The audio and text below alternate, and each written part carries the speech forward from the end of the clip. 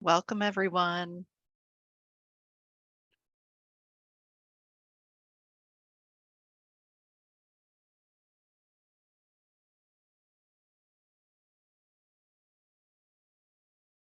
Looks like right now it may just be our team here of panelists and the facilitator team. We, of course, will get started in a bit.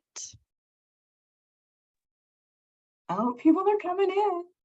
I see them.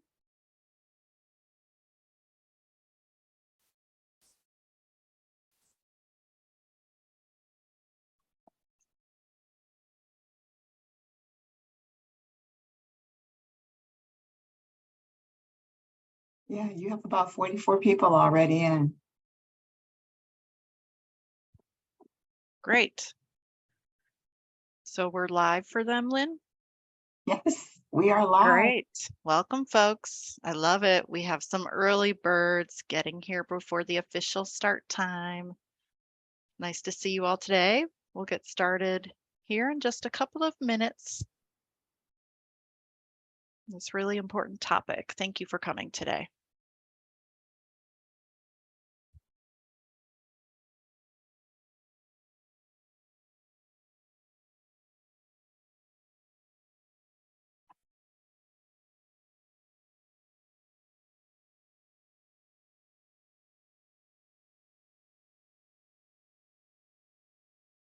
And for the folks who are just coming in, welcome, have a seat, grab your lunch, grab a beverage, fire off your last email, and then settle in for a really great conversation.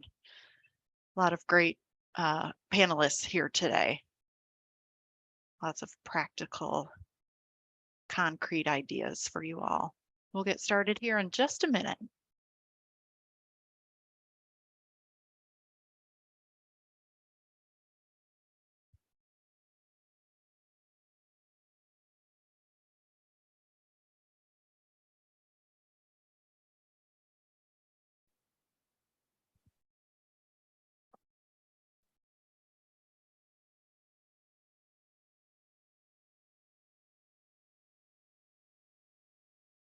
Okay. So we are at the start of our hour together. I know folks will continue to keep rolling in, but since time is always so short in these kinds of things, and this is such an important topic, and we have a ton of information to share, we want to leave plenty of time for all of you to ask all of your important questions, give you great answers. We have such an amazing team of folks here that I'll be introducing here in a bit. So we want to make sure that you're able to, really tap into the good work that they've been doing and their ideas and help you build on the good work and ideas that you all already have going on. So we'll go ahead and get started here today. So thank you for joining. My name is Robin Lindquist Grant. I am a researcher here at Mathematica, and we've been working with the Office of Family Assistance and our partners at BLH on Project Improve. And for those of you who aren't familiar with Project Improve, really the point of that project is to really bridge the gap between research and practice in TANF in order to better serve families in need. So in the spirit of bridging research and practice, that's a bit of how we structured today's session for all of you. And we do that to really recognize that October is Domestic Violence Awareness Month, has been going on the entire month.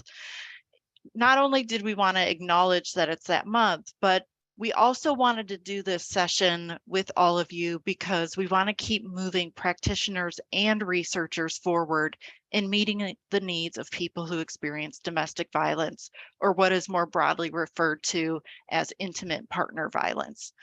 And we really want this session to spark a new generation of ideas and get beyond some of the strategies of old to really think big and to innovate beyond all of what we've already been trying to do, with the point of really, actively seeking to reduce intimate partner violence and the impacts on families by addressing the root causes of violence.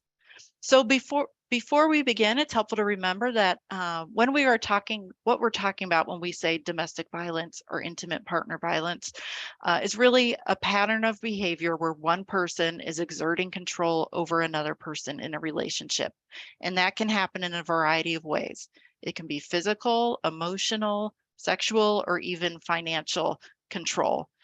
It often occurs in a domestic setting, such as a household, but it can also occur in a relationship, regardless of whether people are living together. And although IPV can affect anybody, certain groups are disproportionately affected. So for example, we know that 1 in 4 women experience IPV compared to 1 in 9 men. We also know that LGBTQ people, people with disabilities, women of color, and women with low incomes are especially affected. We also know that 1 in 15 children are exposed to IPV each year, and that IPV is a common factor among families involved in the child welfare system. And, another point to all this is we have a lot of conversations happening about economic pressures these days, right? And it's filling our airwaves. And sometimes, even though we do this work, and we might be tempted to tune it out. But it's important during those conversations to remember who has been historically disadvantaged and who continues to be, and the role of poverty in continuing a wide range of social and health disparities. And it's also important to remember that IPV and poverty are really closely intertwined. So women who experience poverty and related stressors, such as housing instability, substance use, mental health issues, they're at increased risk for IPV. And abusive partners may exert financial control by preventing or disrupting their employment or controlling financial resources that make it difficult for them to leave an abusive relationship. And so this is really where we start to see those generational effects of poverty, violence, and trauma, that kind of really that trifecta that's really harmful for families, and knowing that that really overwhelmingly affects women and children. In light of this, some research has shown that the percentage of TANF recipients reporting an experience of IPV in the past 12 months can be as high as 74%. That's compared to up to 31% in the normative population. So that's a big difference between that 74 and that 31. So the overrepresentation of IPV among people who receive TANF really highlights the need to address this issue in our programs if we're going to have a long-term impact.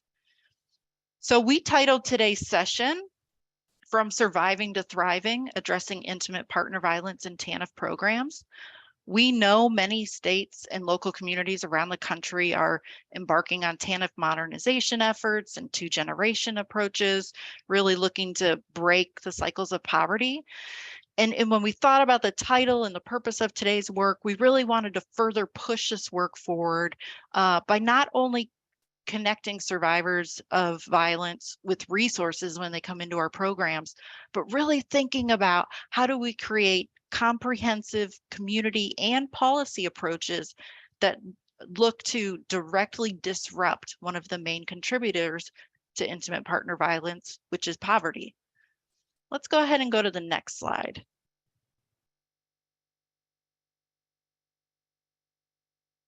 So one of our primary objectives for the session today is to really bring TANF programs together to focus not just, like I said, on the immediate needs of survivors, but also to really improve their long-term well-being. And we really wanted to jumpstart this conversation to really think about how can we hear from the work of several leaders across the country to get us to think about these comprehensive and really like state-of-the-art TANF programs that can help us address the root causes of intimate partner violence. Next slide. So before I introduce our panelists today and our one of our partners at OFA. We'd like to kind of take stock of where you all are addressing in addressing intimate partner violence or domestic violence in your TANF programs. We know there are deep challenges in addressing this issue, and it's really, helpful for us to understand where programs are in this work.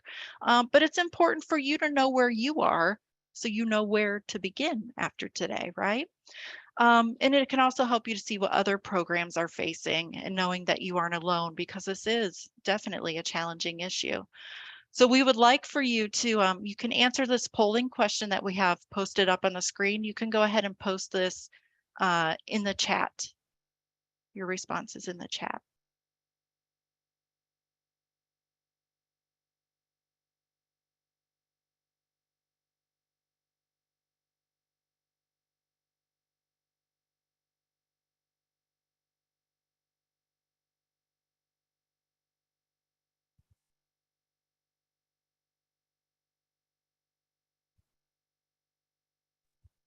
Robin, FYI, people are letting us know that the chat is disabled. Okay, I was just wondering because I was like, I can't see anybody's except for the hosts and panelists. So maybe, I don't know if we can try to fix that on the BLH side.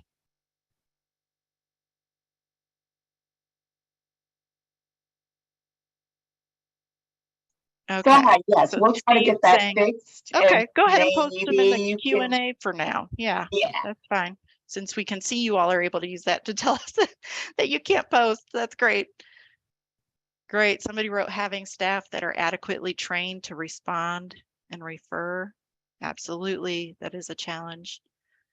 And certainly a challenge if you're experiencing turnover, right? That kind of continuous training that you have to do on the topic.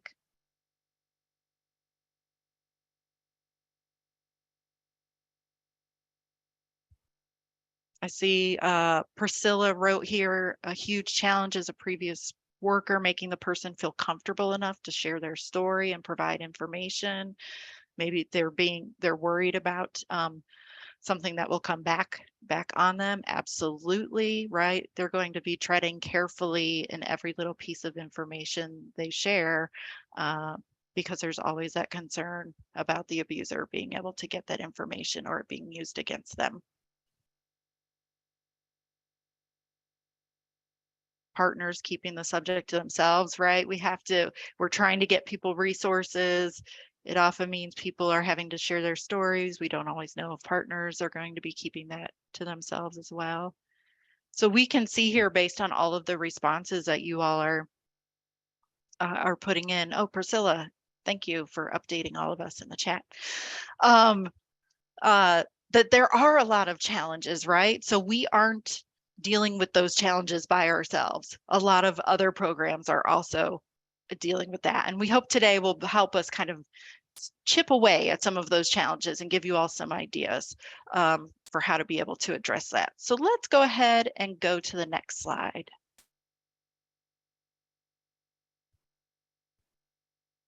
Great. So let's get it kicked off. So now I'd like to introduce a member of the OFA team. Priscilla Silva Lebron is a family program specialist at OFA. She's going to talk a bit about their efforts to enhance the role of TANF in addressing IPV. Let's go ahead to the next slide for Priscilla, and I'll turn it over to you, Priscilla. Thank you, Robin, and welcome everyone. So I'm going to get to these summary requirements in a sec. I just wanted to let everyone know that we have a great panel put together. We encourage everyone to listen intently and to gather as many thoughts, questions, and resources, and even contact information if possible. So obviously the quick reminder here is that state and territory TANF agencies, you all are working to submit certifications by March 15th, 2023 per the 2022 Consolidated Appropriations Act, related to providing information to victims of sexual harassment or survivors of domestic violence, sexual assault, or stalking. And I'm going to drop a link to the PI that was released. Just close my chat.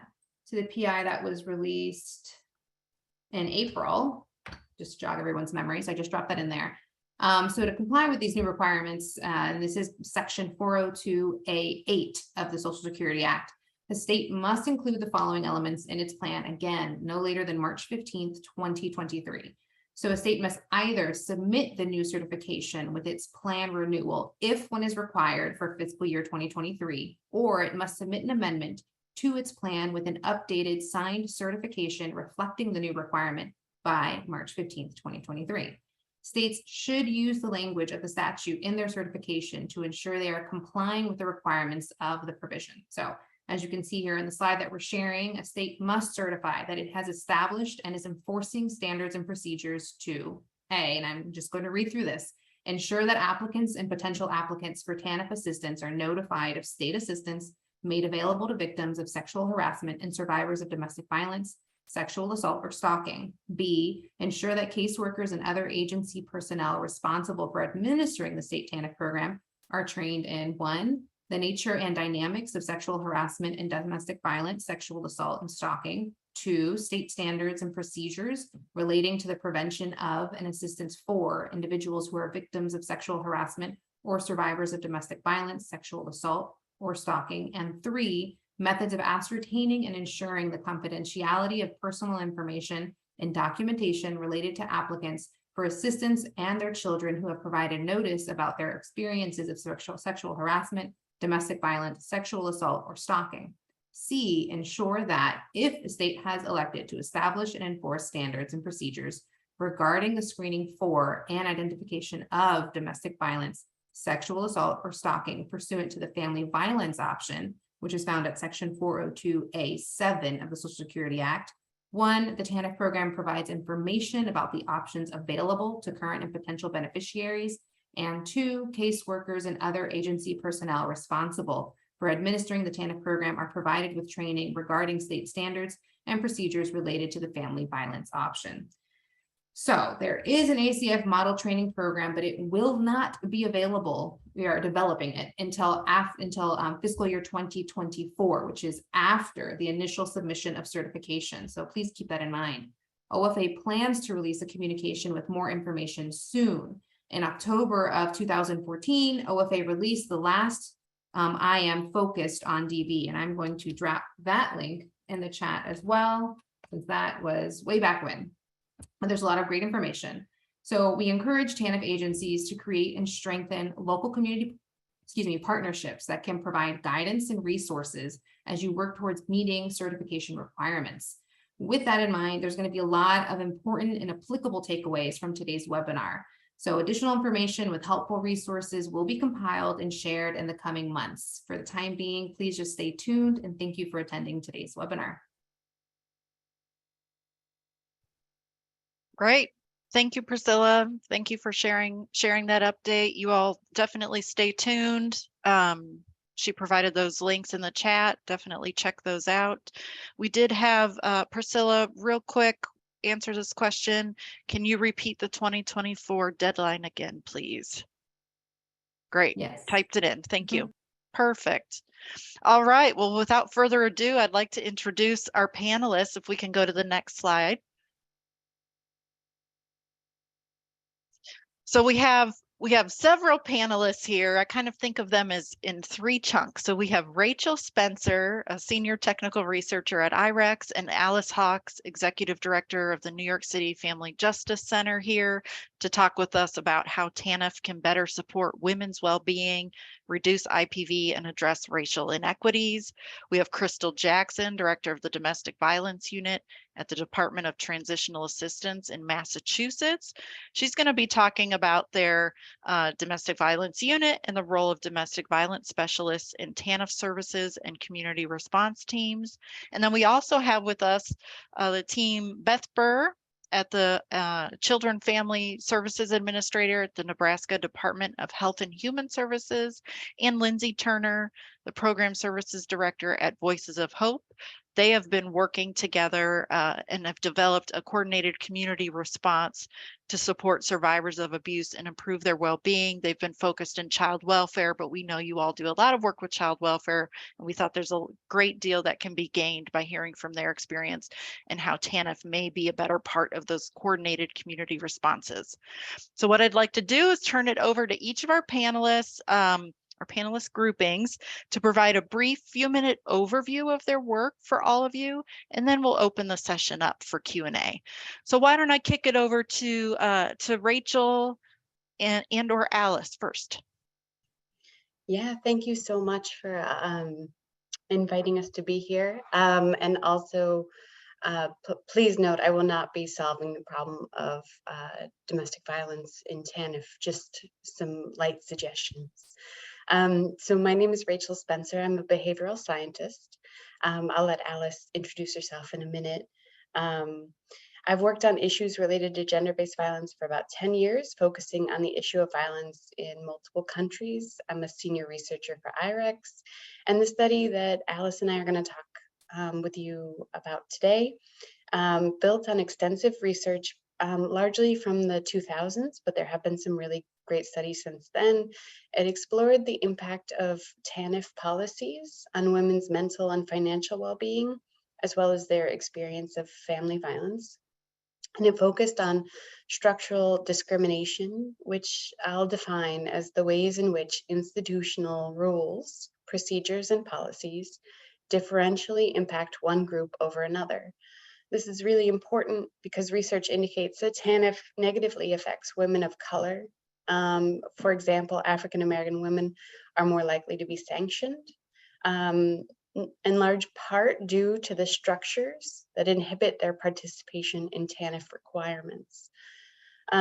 This study involved interviews with 13 women who had experience with TANF across 3 states, Kansas, Missouri, and New York, to understand their experiences and perceptions of TANF policies.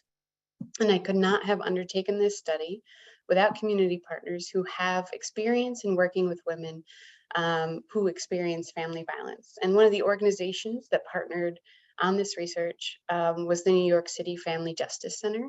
I'm lucky enough to be able to invite Alice Hawks from the FJC to just describe the center and the work that's being done there. Alice. Hi, everyone. Yes, my name is Alice, and I'm one of the directors at the Family Justice Center in Brooklyn. So the Family Justice Center is a model that originally came out of San Diego, and initially through federal dollars, and then through city dollars, we've been able to keep the Family Justice Center here in Brooklyn running, and then expand it to all 5 boroughs of New York City. So we have one in every single borough. Our model is that we're a collaboration between multiple different government and non-government entities that are all hyper-focused on working on gender-based violence, intimate partner violence, elder abuse, and sex trafficking. So we have attorneys, psychiatrists, children's counselors, adult counselors, police officers, district attorney's office for clients who are interested in engaging with carceral systems. And really our goal is to try to demystify and break down systems where they're not working and assist walk-in people who are new and longtime residents of our borough navigate all of these complicated systems that are being thrown at them very quickly when they're in a moment where they're experiencing trauma and trying to navigate through an emotional vortex and a systemic vortex that is even more exacerbated by racial and social inequities. So that's us. And as part of the Family Justice Center, there is a partnership with welfare, where there's a caseworker who also assists individuals on site. So that's how I got to know the Family Justice Center. And I invite others to inquire about that partnership. It's been quite wonderful. So through the interviews that we undertook, and using an intersectional lens to explore how gender and women's race influence their experience of TANF, we found 4 key themes that I don't have time to discuss with you in this moment, but the themes that I'll really highlighted the impact of some conflicting values inherent in TANF policies.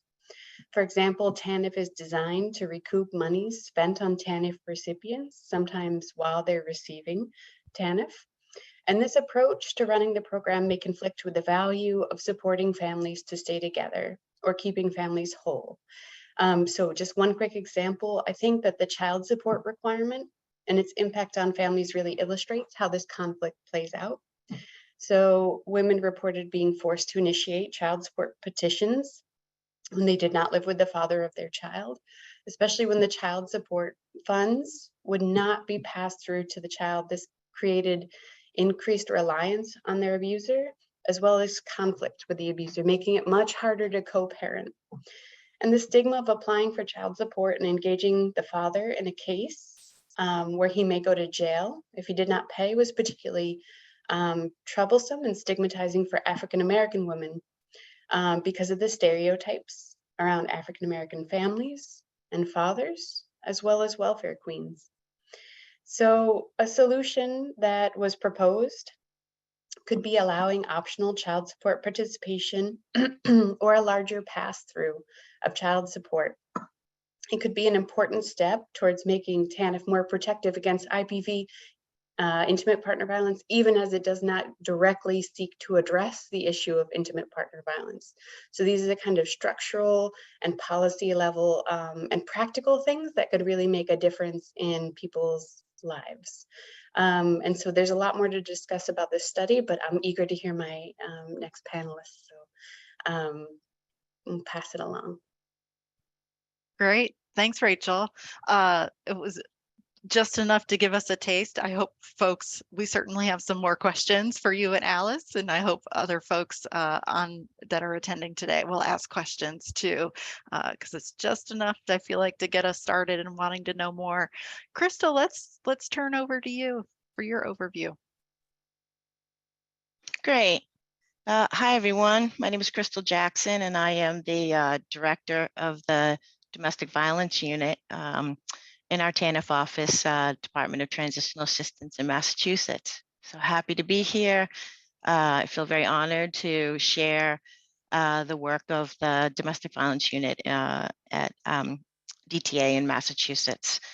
So let me start by giving you just really quickly the reason why the Domestic Violence Unit at Department of Transitional Assistance was developed was in response to the 1996 welfare reform, and understanding that with that welfare reform, they're created time limits and work program requirements and stricter paternity rights. And there was a large group of domestic violence advocates, thank goodness for them, that when this welfare reform was passed, really started to be concerned about this welfare reform having a negative impact on survivors.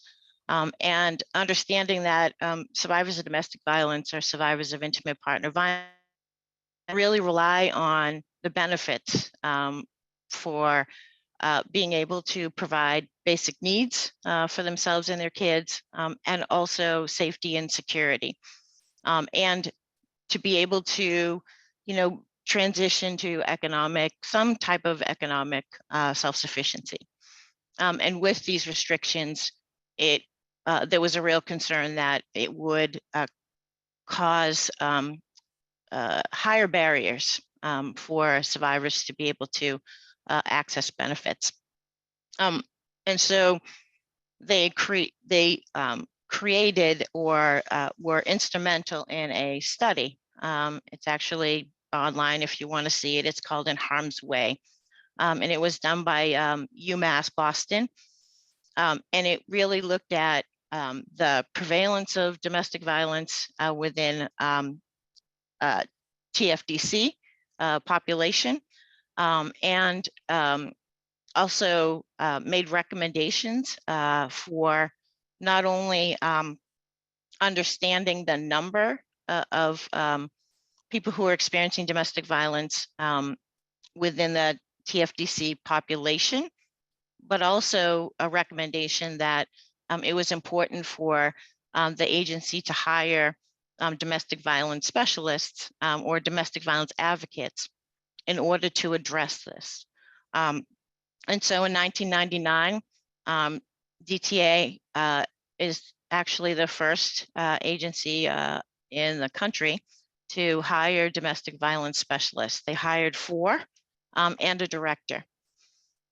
And fast forward to today, we are now a team of 24.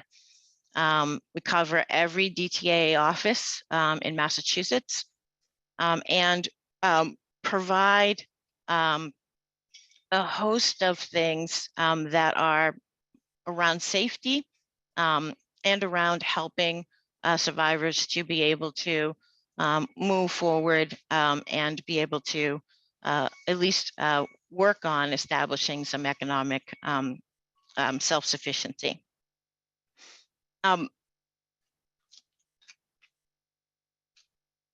So let me share a little bit about the role, and then I will turn it over to another member of my panelists. So to understand being a DV specialist or a DV unit within DTA in Massachusetts, it really does start at making sure that policies and practices understand the uniqueness of a DV, a survivor of intimate partner violence.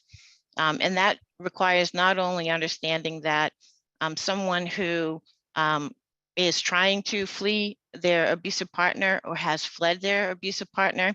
We have folks that not only in Massachusetts flee their abusive partner, but also from other states.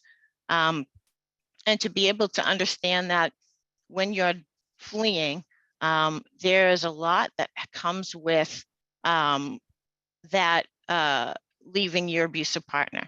And so, for example, when we're expecting folks to participate in the work program requirement, if you have somebody who's afraid to work because they have had experiences where their abusive partner has shown up and created extra danger or called all the time or created a situation where you have lost your job, then you need support and help to get to be able to feel like you can safely participate. So, and we'll talk a little bit more about that. Perfect. Definitely. Thank you, Crystal. I appreciate that. I definitely want to touch on that more too here in a minute. So we'll circle back to that. Beth, why don't we go ahead and turn to you? Yeah, real quick. My name is Beth. I'm an administrator with Nebraska Department of Health and Human Services, the Division of Children and Family Services. So protective services is sometimes what it's called. Lindsay will talk a little bit more later on. Just kind of some framework or foundation from our lens of what we kind of came to work together historically in our jurisdiction and probably in our state. CPS, as it's kind of referred to, and advocacy groups did not have the best relationship. They did not partner a lot. And we had an opportunity to come together in a jurisdiction for juvenile court that we worked in, where I know everybody loves a good subcommittee, where the judge we worked with wanted to have a subcommittee and we had all these community players, but nothing really was happening, like nothing was really being done. And in my role, the Children's Bureau does a great job of kind of pointing out some opportunities for growth for my agency, and addressing domestic violence that impacts kids was a huge part of that. And so from there, we kind of started collaborating and our relationship grew, and we started pulling in some of these other entities that folks have talked about in terms of like law enforcement, attorneys, and those things. And that's how our relationship came together to build on improving folks' lives that are impacted by domestic violence or intimate partner violence. Great. Thank you all. Thank you all so much. So I kind of want to build on what Crystal started here, and maybe I'll punt this to you first, Lindsay, but Crystal, you're probably going to want to jump back in on this. Let's talk more about financial abuse, such as one partner maintaining control over resources or preventing the other partner from working. Can you talk more about how you see that in your experience, more on the DV advocacy services side of things? Yeah, so just in general, I would say, the top two reasons why survivors don't leave are, financial control or lack of financial resources, as well as children. And a lot of times that economic abuse plays into that, as well as that emotional abuse and that isolation. And so partnered with not having access to finances at all, maybe not having any kind of job history, credit history, rental history at all.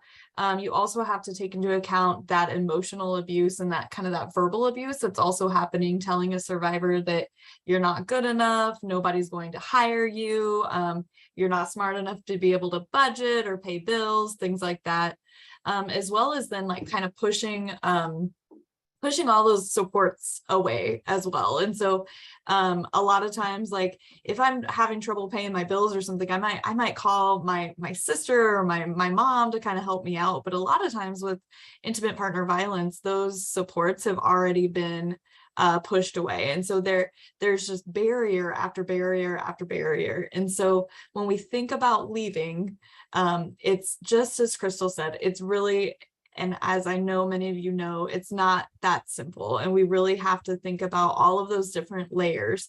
And even when survivors have the advocacy and the family support and all of that in place, they still need that economic support to be able to actually leave. And so even getting some rental assistance for a couple months, or some like food assistance or health insurance or whatever kind of economic assistance, that could really provide that safety net that they would need to actually leave and stay gone as well.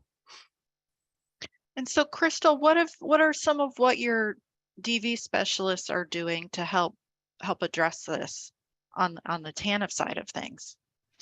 Right. So one of the things that I started to talk about in terms of all of the barriers, and especially not just what Lindsay talked about in terms of understanding the impact, but also understanding the reality of having to establish if you have fled, right, you are now having to establish a new place to live and to be able to do that safely.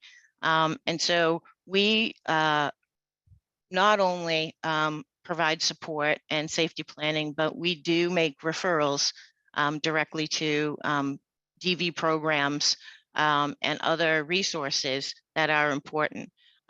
We also have the opportunity to provide, at least pre-COVID, the opportunity to use a DV waiver, so that if a survivor is approaching their time limit, or be accountable for the work program requirement, we are able to provide a waiver that gives them more time without them losing their benefits, up to 6 months, and we can extend it longer if a survivor needs more time without losing their benefits.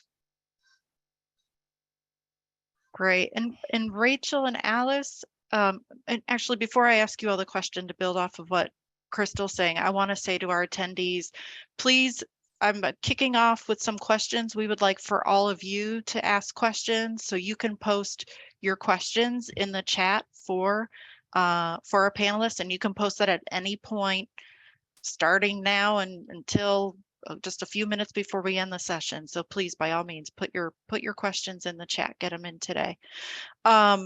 Rachel, can you talk more about, so Crystal was talking about waivers, and when we think about work first policies and sanctions and current levels of cash benefits, what did you all see in your study and your work together related to that? I'm actually going to punt to Alice. Perfect. Well, I mean, it's been really interesting to hear the other panelists speak. The other thing that we've been thinking about a lot at the Brooklyn Family Justice Center, which is I think more related than most of us think about is also the impact of traumatic brain injury. So we've started a new program where we're doing screening for everyone on TBIs, because the latest study is showing that 70 to 90% of domestic violence victims have had an injury that involved their head or neck, and very few of them have sought medical treatment. And oftentimes, you know, the impact of any form of brain injury involves all of the executive function that we're asking people who are seeking TANF funding to do, to be able to make their appointments, to be able to show up to stuff, to bring the right documents, you know, to organize. And so oftentimes also it's like a place where domestic violence survivors in particular may be at a disadvantage because they have this undiagnosed brain injury, huge percentage. And we're just starting to really do, like, you know, meaningful studies to figure out what that means. But I think that's also something to think about. It's like all of these systems that we've created, not just with TANF, but all of the other places, with child support, with family court, with immigration assistance, with getting your kids to school so that you don't have, you know, ramifications with child protective services. All of those different places are places where systems are asking people to be organized, to be on time, to present in a certain way. And the more that for our clients, like the more that those vastly different systems that aren't necessarily communicating are asking of them, the more it increases sort of the feelings of hopelessness, the feelings of overwhelm, the feelings of I can't do this, I can't, you know, and it becomes that snowball effect. So part of what, you know, we would love to see more of it, like the Family Justice Center, and just is more of the collaboration that people have been talking about that increases the knowledge base of all of the different practitioners, particularly from the city government side onto the nonprofit side, to understand not only how much this person is dealing with, but how all of these, what in the moment seem like small asks of someone, actually are adding to this mountain of different things that they're being asked by multiple different actors and systems, and saying that these are necessary for your benefits, for, you know, your custody, for your kids to remain in this school, for you to continue to have this job, for, you know, and it's like asking clients to be able to choose between those different necessary systems is really a struggle that we see a lot, particularly with our clients who are trying to access public assistance. Their cases have been shut. Their cases are, you know, their abusive partner is the head of the case. It might take 6 to 8 weeks for them to be pulled into their own case. Their benefits are shut off. They've missed a meeting, you know, all of those things that we've all seen that are kind of like the mounting frustration and difficult and overwhelm. But particularly for these clients who may have undiagnosed TBIs. Thank you for that, Alice. And I really want to talk more about this collaboration and coordination between different systems. Before we do that, somebody did ask if you could repeat the statistic on IPV and traumatic brain injury. Yes, so it is, research shows that 70 to 90% of domestic violence incidents involve injuries to the head or neck. But there has been little done to learn about the connection between brain injuries and domestic violence survivors, many of whom are women of color. So that is actually from an article that came out earlier this morning, because we're starting a program at 7 different shelters in New York City, where they're going to be surveying incoming residents for signs of traumatic brain injuries in the hope of identifying the signs so that we can intervene earlier on their cases and make sure that they're getting it, like intensive case managers who have more of a knowledge base of the medical ramifications of TBI. Great, thank you. Okay, we're getting into the juicy stuff here. Beth, Lindsay, talk to us, since we're talking about coordination and collaboration. That's been the real crux of your work. Talk to us about how you kind of got that started, initiated, and how do you keep making that work? Yeah, so for us, we're kind of maybe infancy on some of other states in terms of their child welfare workers being like trained and their systems being like fully understanding of how important relationships with your survivors, those impacted by domestic violence, are. So one of the things that we kind of really collaborated on is like, okay, so like a lot of staff will say things like, I think she's lying to me. And I'm like, oh, that's very personal. Like, that's not, so, how do we get past that? I don't feel like there's honesty or transparency between me and the survivor. And so Lindsay, and that was really us collaborating to say, like, what does that mean? Like, what's happening there? So Lindsay, we created some kind of like case consultations that we do a couple times a month through some memorandums of understanding to kind of share, like, this is our lens, this is what we're seeing, this is what we're seeing in the court, this is what he's reporting, help us kind of dissect some of this information, because in domestic violence cases, the perpetrator is really good at creating, especially when a TBI is involved, and our agency is also growing and learning a lot about TBIs, and it has been a game changer for us in how we serve individuals who may have a TBI.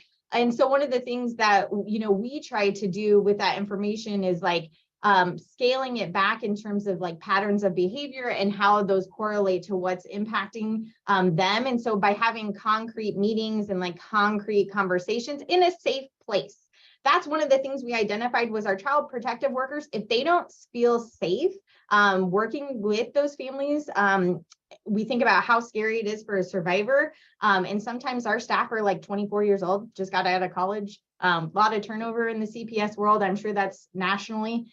We had to create some lenses of safety, because then a worker is going to have just too much of a focus on whoever they can get a hold of.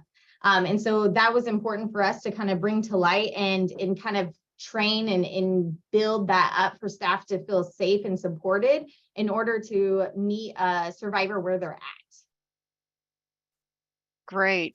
How about anyone else talking about that kind of training and getting workers prepared? Because I saw some questions about that in the chat about making sure the people working on the front lines are equipped to deal with the complexities of this issue. I noticed that there was the turnover with regard to COVID and all of the staffing challenges in such a high stress job. I think that was something that also came up in our research. It's clearly a very high stress job that people are engaged in when they're working in a TANF office. And so that needs to for sure be acknowledged, because there are a lot of people who are interacting with a lot of different personalities and a lot of different living situations. One of the things that may be helpful is to connect, and this may not be the solution you're exactly looking for, but to connect with a domestic violence agency. It's kind of their job to do training for their own staff on domestic violence and to be specialists in domestic violence. And so they could and would very much welcome, I think, the outreach to be able to do some training for your staff members on engaging with domestic violence survivors and the local resources, since domestic violence agencies have to keep a list of those resources anyway. So I would maybe suggest that one of the things you could do is just rely on the specialists who are around you, who could assist your workers in gaining resources without taking a lot of your specific office time to develop resources that are already there. Do you think that's one of those benefits of that collaborative approach, is that you have these opportunities for built-in learning and training that that you don't have if you're just operating in silos? Holy smokes. Yeah, I did my training at the Family Justice Center, personally speaking, working with two wonderful welfare employees, Monica and Sharon. I love you. And what that collaboration did for me, it set me on this path where I wanted to learn a lot more about TANF. And they explained so much so that I could understand the shorthand, but also we were able to work with them so that they understood what was happening for our survivors. And so, yes. I think co-located, I'm such a evangelist for co-located different siloed agencies. Part of the reason why is because when you work with people, there are all of these soft communications that you do. It's the lunchroom, it's the, hey, how are your kids? It's all of that stuff. So when you you through osmosis learn so much about what other people are doing. So your abilities as a professional is upped. But then when you have to have the hard conversations, when you do have the situations where maybe you're on two different sides of a coin, it's like you have all of that built-in trust, you have all of that built-in history. So it's not just a call with someone that you don't know, it's like a real discussion where everybody comes with a real deep belief that you're working together to get to the best option and solution for this family. So I think it pays such dividends long term when people just have the ability to just mix with each other on a day-to-day basis with police officers, with district attorney's office, with immigration attorneys. You know, it ups our HRA, that's our welfare staff, you know, their knowledge base on all of these other things. They only work here one day a week, and then they can also bring that back to their home office. So now they're the person who's like, you know what, this actually might be an immigration situation. Why don't we refer back to, you know, the Family Justice Center? Like their ability to issue spot is so much grander, so much greater. Can I just add to that? I think that it is extremely important that if anyone has the opportunity to participate in any kind of multi-agency, community program group, I agree with everything that all of you have said in terms of the importance of that relationship. I also wanted to add that in response to Elizabeth's comments about the child protection system, our DTA did a connection to our child welfare system, and 50% of the families that DTA works with, our child protection system works with as well.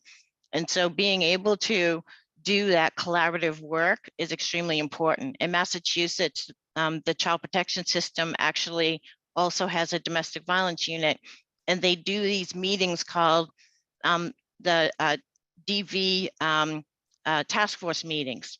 And what happens is in those meetings, child protection worker and supervisor actually come and present a case to a community group of folks, including members of my team are on those as well. And they have the opportunity to be able to get community organizations and providers who work with who work with DV survivors to be able to get important information and important help, so that it's not just child protection trying to protect a family. It actually it involves community folks as well. Now they do that in a way that's confidential because they don't use the names of the families, but they do provide the information enough for folks to be able to help. We also have high risk assessment teams. So the idea of the criminal justice system of probation, parole, DA's office, police departments, and then all the folks that work with survivors of domestic violence, children who are exposed to domestic violence, programs that actually work with those that are abusive, all on the same high risk assessment team. We also participate in those as well, and being able to make those connections for supporting survivors is can't be underestimated. It's so important. So important. And I know there's great interest. And one of the first questions people ask, and then I'm looking at a question here that's related, and you brought it up, Crystal, is about the confidentiality piece. So as we think about forming these partnerships, it seems like confidentiality is really one of the first things that comes up. In particular, Brittany here was asking about how do you support the confidentiality of survivors who come through non-child welfare, but then later have child welfare involvement but they're the protective parent. So can you all talk a little bit about how you've crossed the confidentiality hurdle? I could probably speak to that. So that is, I mean, for an advocacy agency, confidentiality and safety are our top two priorities. And so, you know, even though we do have our MOUs, we have our contracts and all of that, it goes higher for us. And so I do think that our advocates have really kind of mastered the art of speaking in general terms and being able to speak in best practices as well. And so we've also done a whole lot of training, and I know you mentioned that, Robin, that we've worked so closely with our child welfare workers that they know what to expect from us, and they know that if they're going to call, a lot of times they'll say, like, I know you're not going to be able to tell me specifics about this, but they know that we're going to get back to them in general terms, or we're going to say, like, we need this survivor to reach out and sign a release.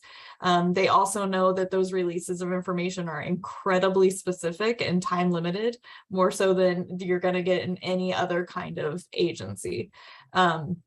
And so again, I think it goes back to relationships and it goes back to training. And so we've really kind of set that precedent that this is what you're going to get from an advocacy agency as far as confidentiality. And that goes back to the safety of the survivors, but also just what our name is in the community. Because if a survivor feels like they can't go to an advocacy agency, that their information is going to be given out to child welfare, law enforcement, attorneys, whatever it is, then that whole resource is taken away from them. So again, like it goes so much further than just an MOU or a contract of sorts. It's really up to the community safety. I do think you have to tell them why, though, it's there, right? So like there was an image or there was a belief why we didn't partner with the advocacy is like, you don't care about kid safety. You just care about, you know, so we had to really go back and like, why? Like, I think we talked a lot about, you know, like, why are things in place that the way they are? It's like, well, you guys just really, you know, like all you want to do is protect the survivor. And it's like, no, like, here's how this all, so I think that was important. It wasn't just like, we are confidential. It was like, this is why, this is what protects those individuals from coming and receiving our services. So I think that is important for if you're partnering with child welfare agencies, for them to know, because in our community, we get to talk to kids. We are protected to go show up at people's schools and talk to kids, and the schools know that, and those sorts of things, and daycares know that. And so we think that then we can just talk to everybody. And so when you have DV shelter units and those types of things, and they're not communicating whether kids are there or not, you know, it's important to kind of scale back and know each other's roles and stay in your lane a little bit to see how you can get the information you're seeking in a good way. I think those are really good points. I think the other one that I would bring up is, yeah, I mean, just everybody having like deep comfortability talking about confidentiality, talking about the idea that different people's roles are going to have different confidentiality elements to them. Some people are mandated reporters, you know, or family court attorneys. If you tell them something, they might lose their license if they call and tell you something, you know, they're on the opposite side of the spectrum. So really making sure that everybody like understands that a lawyer who works for the DA's office is going to have a totally different confidentiality protocol than a family court attorney, than a social worker, than a children's counselor, and each one of our agencies has independent ways in which they assess whether or not ACS needs to be, that's our Child Protective Services, ACS needs to be involved. The other thing that I would say that we've grown recently at the Family Justice Center, which I think is really important, is that we started a criminalized survivor program. So we have two agencies on site, Women's Prison Association and Steps to End Family Violence. Both of them prioritize hiring survivors who have had criminal history in the past where they've been identified as defendants. And a substantial amount of the people who are clients of the Criminalized Survivor Program are currently facing an indicated report with Child Protective Services, and sort of understanding the landscape of like, you can be a survivor, you can be a person who is a victim of trauma, you can also have other places in your life where for a whole host of different reasons, because you're a whole full human being, that you may be struggling with parenting, that you may be struggling with your trauma response and other things that are going on in your life. So also compartmentalizing and understanding that survivors do not need to have this, sort of perfectly clean record to be believed, to be able to access services. And we need specialized people who really understand the experience of having been a person who is a defendant, either on an ACS case or in another part of the criminal justice system, and how that impacts their relationship with systems in general. Great. So Thank you. that's one of the things that we've done in the last couple of years that I think has been a big gain for us. Thank you. That's such a good point to end on, right? Like, we got to take down the expectations of what we have, what we expect a survivor to walk in with or to look like or to act like in order to serve them really well. I would appreciate, we do have to do a couple of last things in our last few minutes together. We should have scheduled this longer. This is like, I feel like we're just starting the conversation. I could spend another hour with you all. I would love it if our panelists could type in the chat. If you have an idea for what you think is what TANF programs can do to initiate a coordinated community response with other providers. And in turn, I'm going to ask our attendees if BLH can pull up the slide deck again. We're going to do another last poll. So if we could pull up our second polling question here.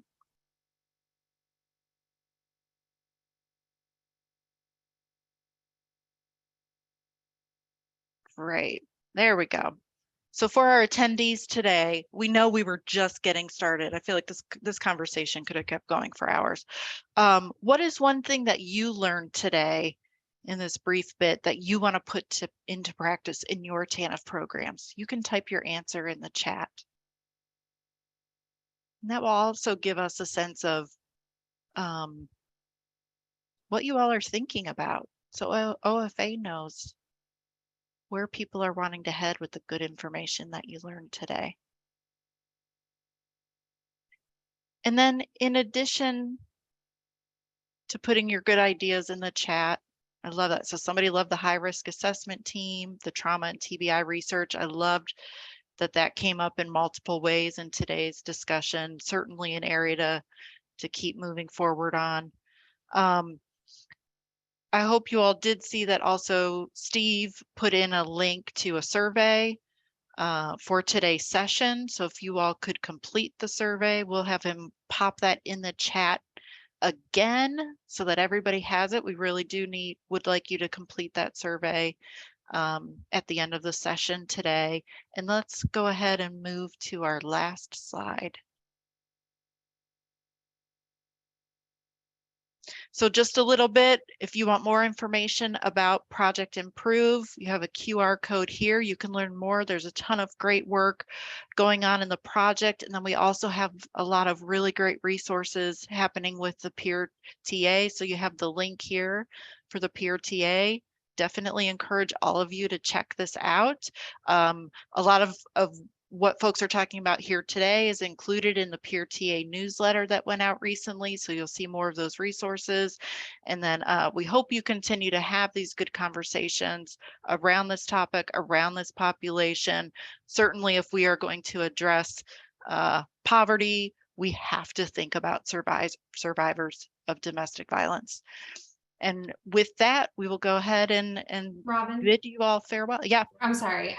Julie Siegel's actually on. There were quite a few questions that came in related to the certification. So I just wanted to give her a second to pop in. Okay. Hey, I'm Julie Siegel, the director of the Division of State TANF Policy. And I'll just tell everyone that if you have questions that relate to the certification requirement, and there were some that were posted already, just send those in via your usual way through your regional office program contact, and we will get answers to you to the extent we can, and we're producing a sort of set of questions that have come from different sources. Then I think we're going to provide as many of those as we can in the upcoming guidance document that Priscilla was talking about. Excellent. Thank you, Julie. Appreciate that. Well, thank you all for attending today. Glad there was a lot of great interest in there. Keep your eye out for additional information and resources on this topic. And we hope you all have a great rest of the afternoon. Thank you. Bye.